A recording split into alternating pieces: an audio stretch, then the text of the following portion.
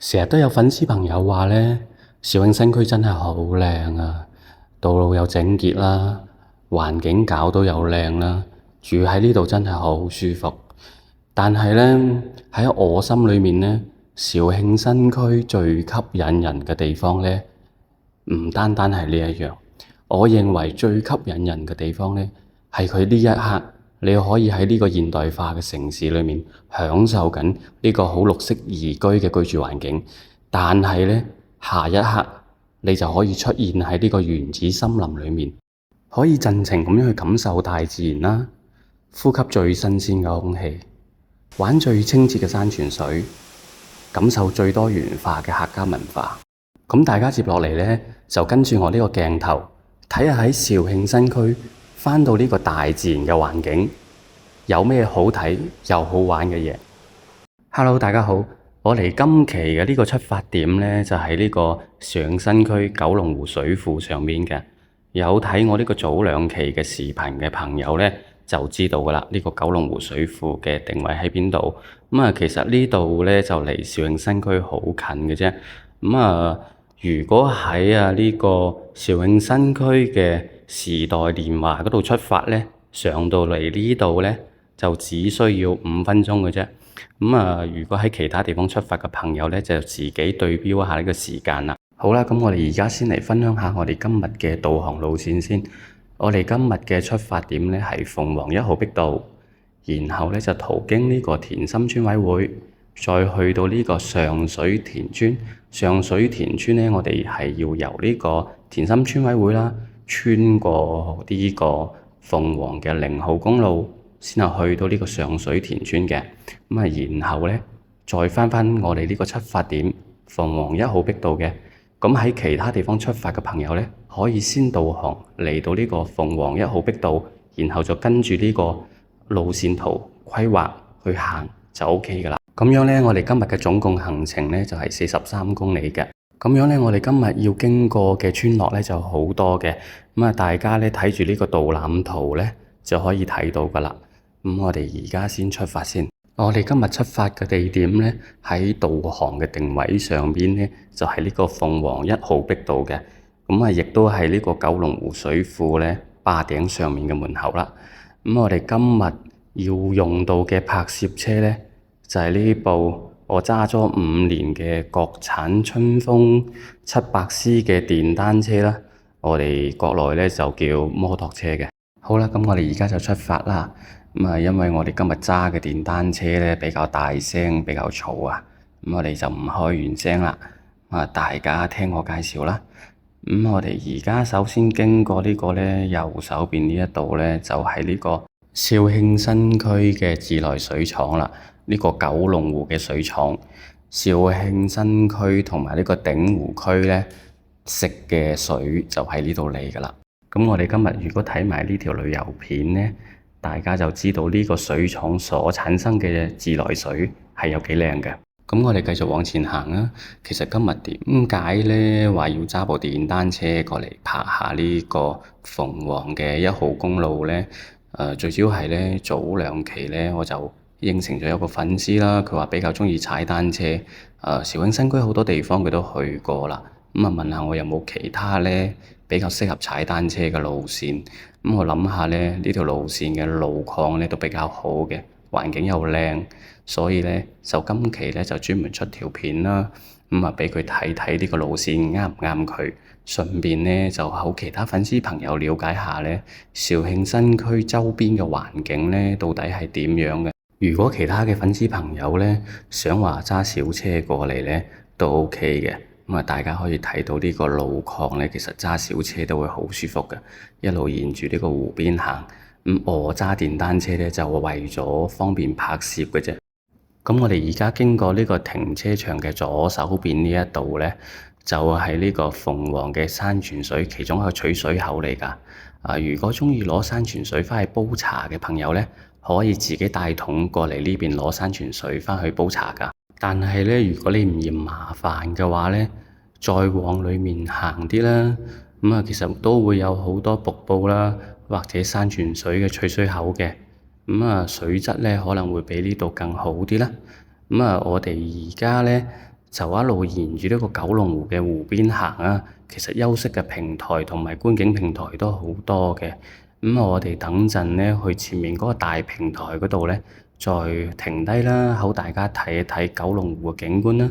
咁喺呢個去到呢個觀景平台之前呢，我先上個航拍俾大家睇睇呢個九龍湖水庫咧，大概係點個樣嘅先。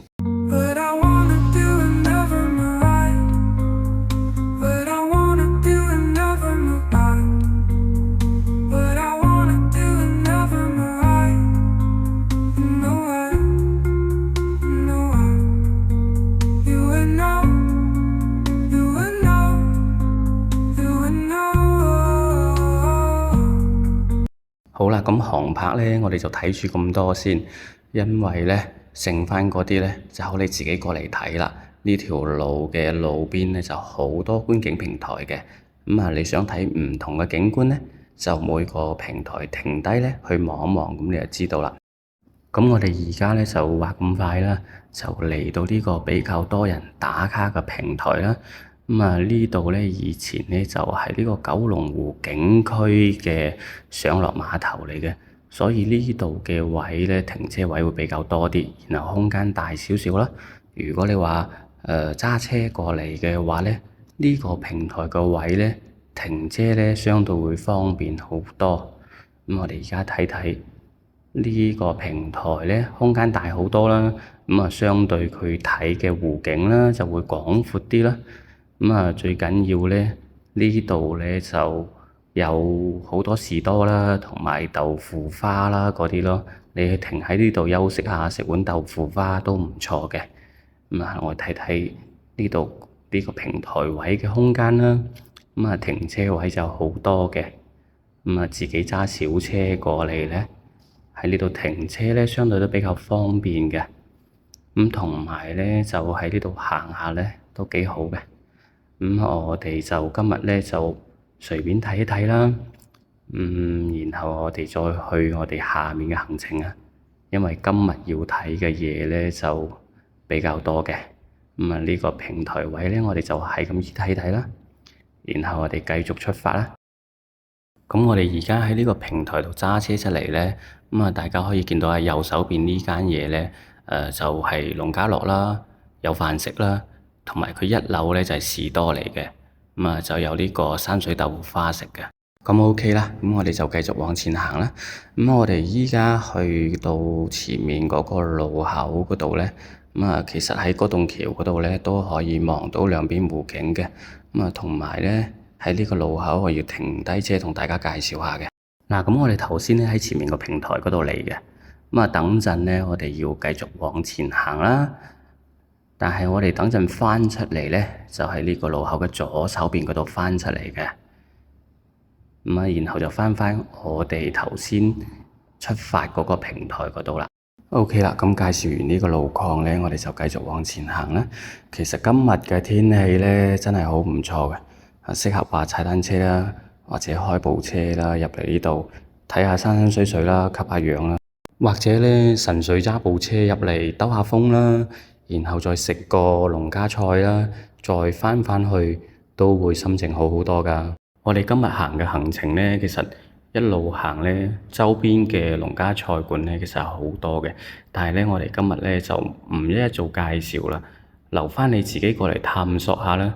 因為每間嘅口味都唔同，你總會揾到啲特色嘅嘢嘅。我哋而家就嚟到呢個鳳凰嘅竹壩橋呢一度啦。呢一個位咧都係一個望湖嘅位嚟嘅，你亦都可以選擇喺呢一度停低望下湖嘅，或者入去呢個黃金溝嘅生態景區睇睇。我咧就本地人啦，嗰啲景區全部睇過啦，而且係收費性質嘅，我今日就唔帶大家睇啦。大家有機會可以自己入去睇睇嘅。其實環境都比較靚嘅。我咧喺呢個位咧有一樣嘢咧就要同大家介紹下嘅。我依家停低車啦，呢度左手邊呢一度咧，呢間嘢認住呢間嘢。如果咧你想話買靚嘅花生油咧，可以喺度買嘅。因為我自己平時買花生油都喺呢度買嘅，咁啊純天然嘅，比較靚。其實咧，平時好多粉絲朋友話咧，喺鼎戶食嘅農家菜咧特別香嘅。其實佢個秘訣就係喺呢度啦，買靚嘅花生油，咁啊煮出嚟嘅菜咧就比較靚嘅。咁啊，我哋嚟到呢度啊，其實大家見㗎啦，呢度兩邊咧都會有好多農家菜啦。咁啊，至於邊間好食嘅，你就自己過嚟探索下啦。其實每間都有自己嘅特色啦。咁啊，最主要嘅關鍵咧就係食材比較好啲啦。食材好咧，咁個廚師只要佢嘅技術唔係話好差雞，煮出嚟嘅嘢咧都唔會差嘅。咁啊，嗰啲農家樂嘅老闆咧，其實每一個都有自己拿手菜嘅，所以你話到底係邊間最好食？我都好難去區分，因為係每一間你食嘅嘢佢都唔同嘅。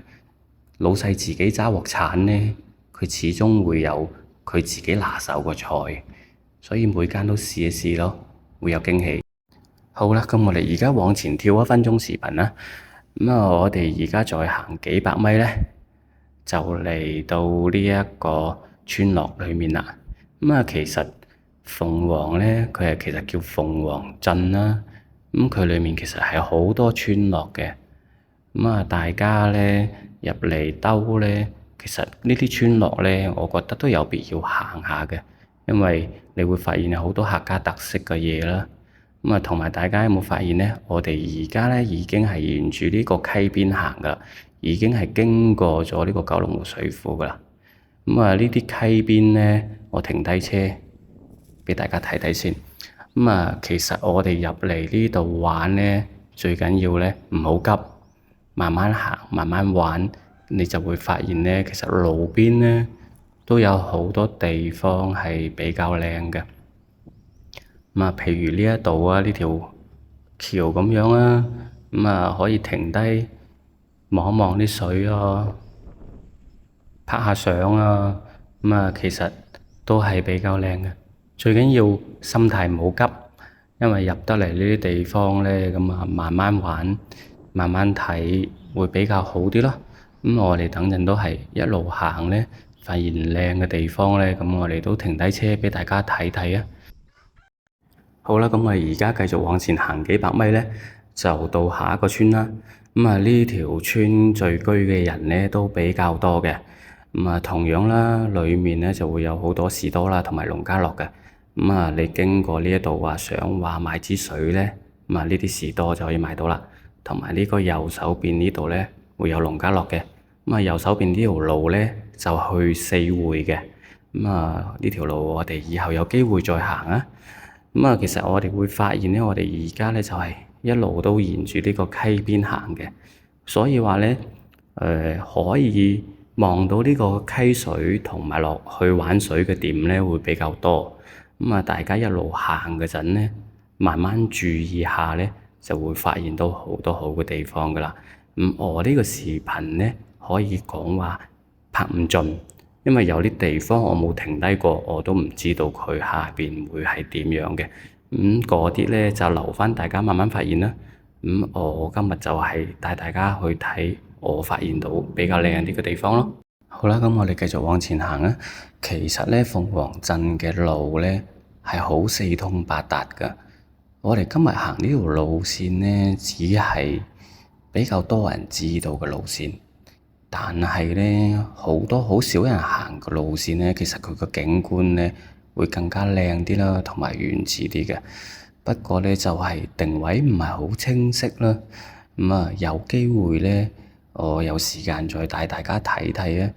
咁啊，你自己亦都可以咧揸部車入嚟四圍兜下嘅。咁啊，因為依家有導航呢樣嘢咧，你亦都唔需要話擔心話蕩失路啊。咁啊，我哋而家一路沿住呢個溪邊行咧，其實大家都發現啦，其實十步一景啦。你基本上會行一段路咧，就會見到路邊嘅溪水啦，同埋呢個屋嘅特色啦，比較多嘢睇咯。咁啊，其實就我今日就拍片啫。咁啊，你自己入嚟嘅話咧，我建議大家唔使揸咁快咯。慢慢行啦，咪好似呢度呢個位咁樣，我停低車俾大家睇下。其實你每去到一個開闊嘅地方咧，其實你會見到咧，佢下面啲景都好靚嘅。但係咧就有時有樹木遮擋嘅地方咧，佢都會比較靚嘅。但係咧就冇咁容易發現到咯。好似呢啲彎位咁啊，冇乜遮擋嘅話咧，就停車啊同埋落去會比較方便啲咯。佢下邊咧就都係好靚嘅。今日咧我哋就唔落去行啦，我拍一拍俾大家睇睇。你可以睇到啦，下面嘅溪流啦、沙灘咧，其實都好靚嘅。有機會咧，你就可以去前面停低車啦，然後翻嚟落去行下都 OK 嘅。係有路嘅呢啲位，見到有路口嘅。我哋繼續往前行啊！好啦，我哋而家咧繼續往前行咧，前面咧就係呢個鳳凰鎮下一個景點啦。好多人都鍾意過嚟打卡㗎，就係我哋呢個右手邊呢個橋。我哋呢條路咧一路行咧會見到兩條咁嘅跨過山之間嘅橋㗎。呢啲橋其實咧就係水源嘅灌溉橋嚟嘅，即係喺呢一座山將啲水引返過去另外一座山嗰度。咁樣我哋再往前揸多500米咧，就會見到下一條橋㗎啦。其實呢啲橋咧，佢旁邊係有石級，有路可以上到去嘅。大家鍾意咧就可以上去打下卡，影個相咁樣啦。我哋而家咧就往前再揸咗幾百米啦，然後停喺路邊啦。呢度咧就係我平時比較多停頓嘅位啦。有時我揸車入嚟咧，就會喺呢度附近停低車啦，落嚟呢度行下嘅。因為呢度落嚟嘅位嘅溪都係比較靚嘅。我平時就落嚟洗個面坐坐，聽下水聲，然後再繼續往前行，都好舒服㗎。其實我一路話呢度周邊就好多呢啲咁嘅位嘅，就在於我哋有冇話慢慢咁樣去揾去發現咯。詳細定位我唔發啦，你大家一路行咧，一路望咧，你就會發現啦。反正就係有路就落去望一望，你總會發現到人哋發現唔到嘅嘢嘅。好啦，咁我哋而家繼續往前行咗1公里左右噶啦。呢度路邊嘅呢個路口呢條村咧，裏面咧就係有一個瀑布嘅。大家認住呢個橋同呢個路牌，我放個瀑布俾大家睇下，我就唔入去啦。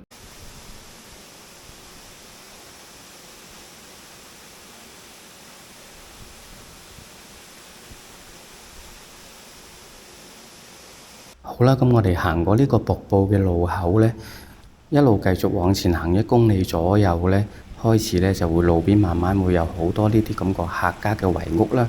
一般咧佢哋都會起喺呢個溪邊呢度嘅，因為方便攞水啊嘛。後面嘅路程咧都會有好多呢啲咁嘅客家圍屋嘅。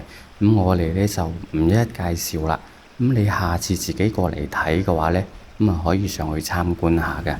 我哋而家繼續往前行啊！我哋而家咧再往前行幾百米咧，右手邊咧就會見到呢個新華書店小學嘅。點解要拍呢度咧？因為大家要留意睇下，去到前面呢一個右手邊呢個路口咧，就係上山嘅。喺呢個路口上去咧，會有一個瀑布嘅。我放個嘅航拍片俾大家睇睇啊！我就唔上去啦。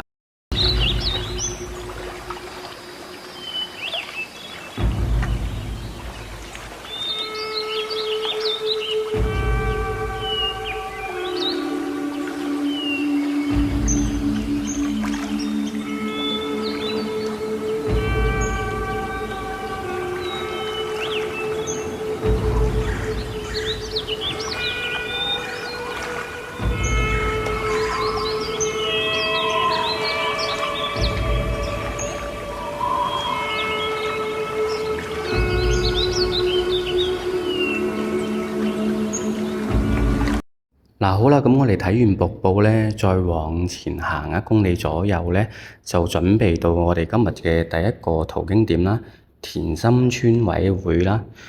大家睇住左邊嚿石頭，到咗呢度咧，我哋就準備左轉彎啦。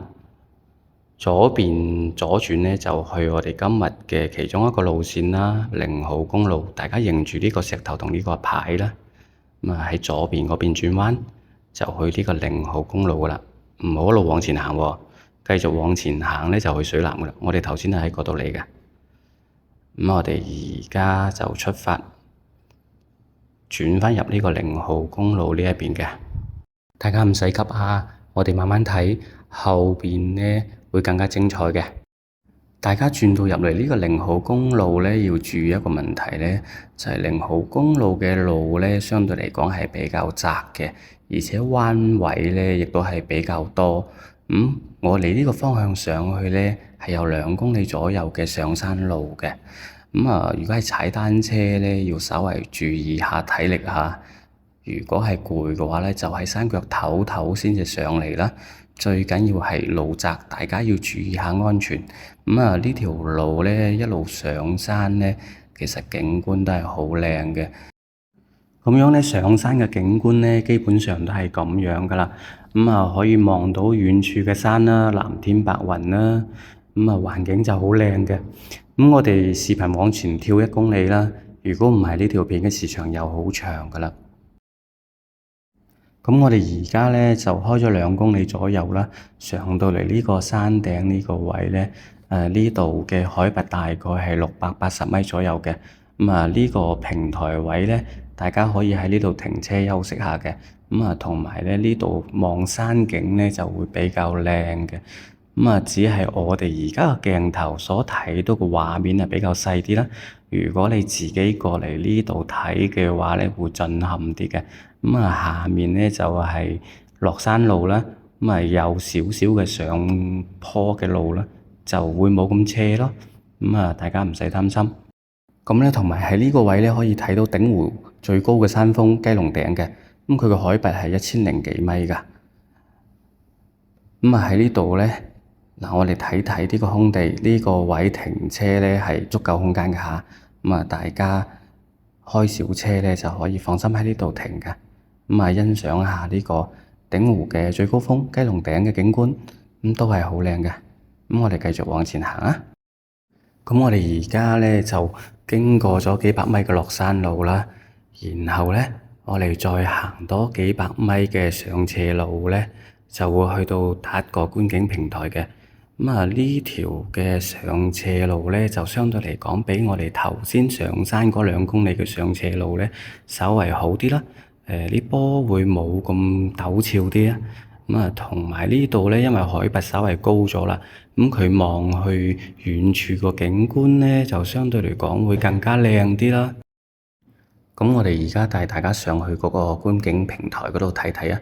呢個觀景平台上面呢，就有呢個涼亭喺度噶。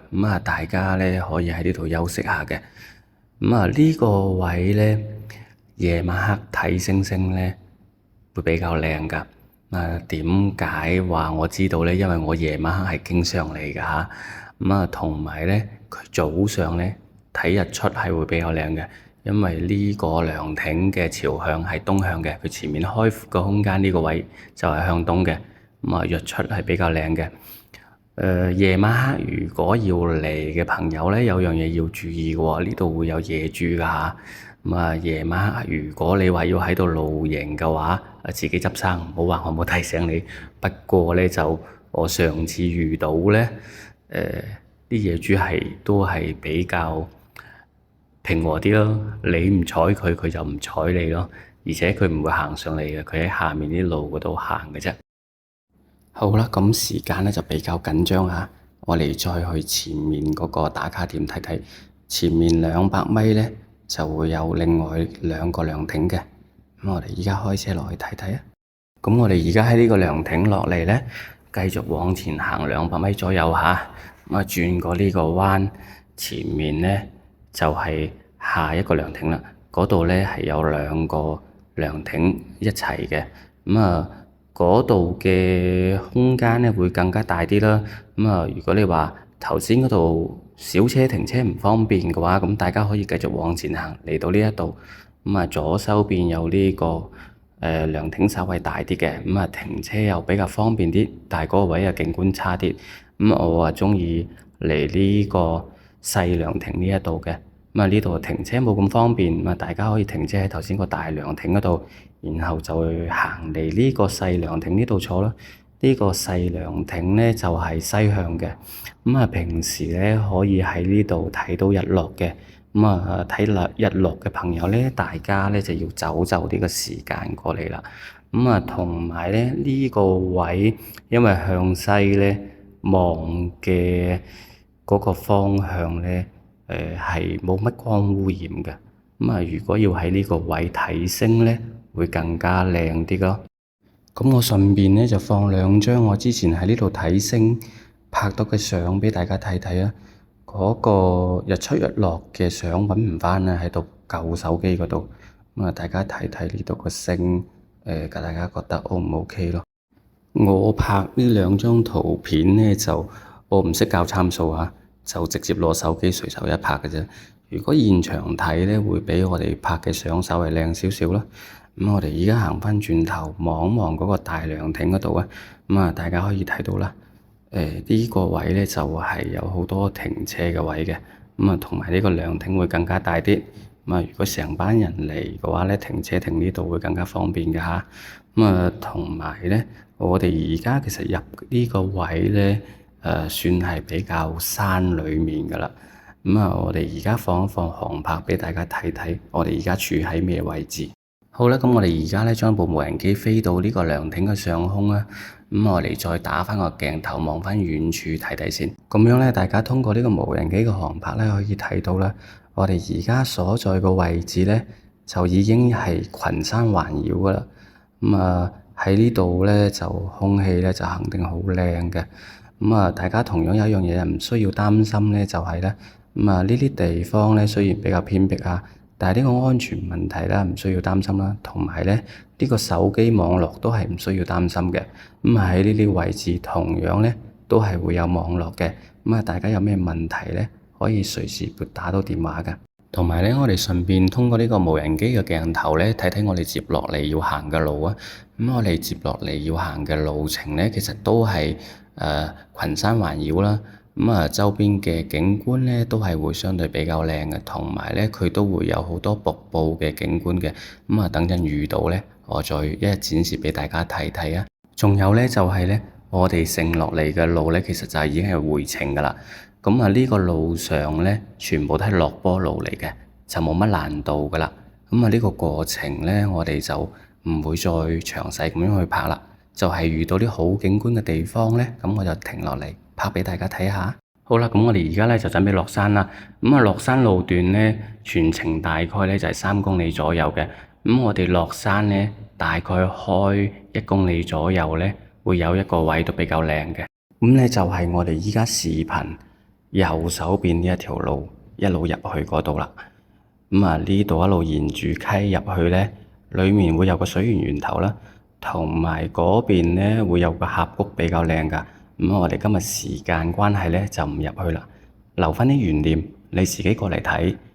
有時唔使話樣樣都講得咁明白啦，留返少少你自己嚟探索咧，可能會更加有驚喜啲嘅。咁我哋繼續往前行啊！咁我哋依家行緊呢個落山路咧，其實左手邊咧一路咧都係有一條溪流跟住我哋落㗎。呢條溪流嘅景觀都係好靚嘅。大家咧可以喺前面有一個停車位嗰度停低車，然後自己落去玩下嘅，就係呢一個位啦。我哋今日咧就因為時間比較趕下，呢樣嘢都係留返你自己過嚟睇啦。我哋再往前面行咧，再行多幾十米咧，其實咧嗰度仲有一個瀑布嘅，但係我今日拍片咧，我又唔知點解唔記得掃拍喎。就係呢一個位啦，大家記住。下邊嘅景觀咧，我係有嘅，我發返畀大家睇睇。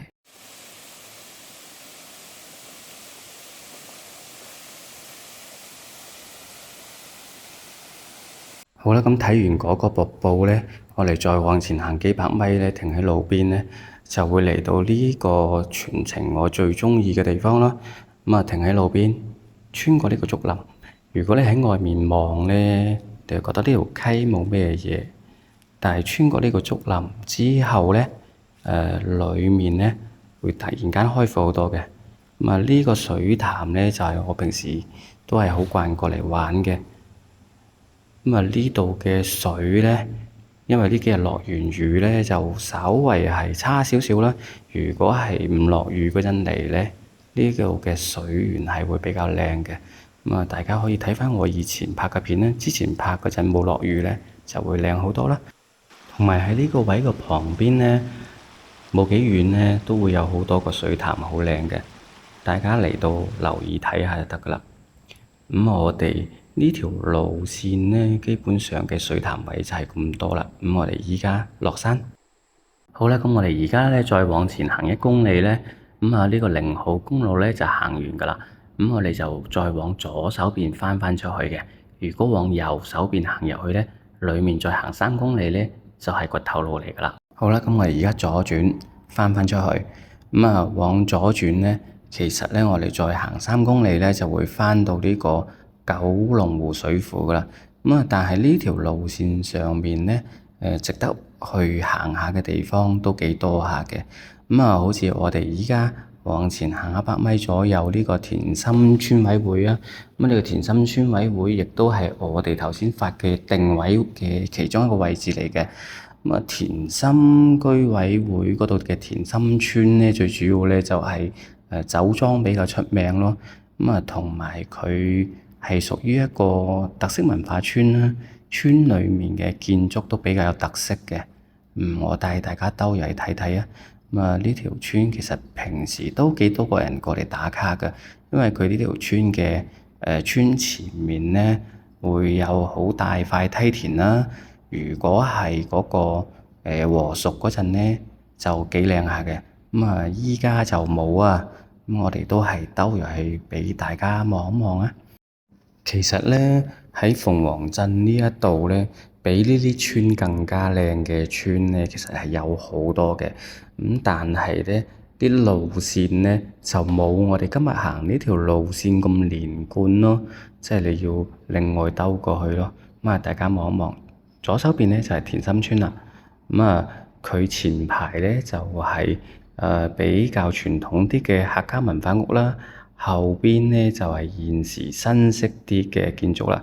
但係咧佢嘅外牆設計咧都係沿用翻客家文化嘅黑白設計，成條村咧咁睇起嚟咧就會比較靚啲咯，整體性好啲咯。咁啊，鳳凰鎮嘅話，好似呢啲類型嘅村咧，我知道嘅就有好多條嘅。但係都係好似頭先所講㗎啦。嗰啲村咧單獨去嘅話咧，即係佢路上會比較單調啲咯。我哋而家睇完呢條村啦，咁我哋翻出去大路，咁我哋繼續往前行啦，就翻出九龍湖水庫啦。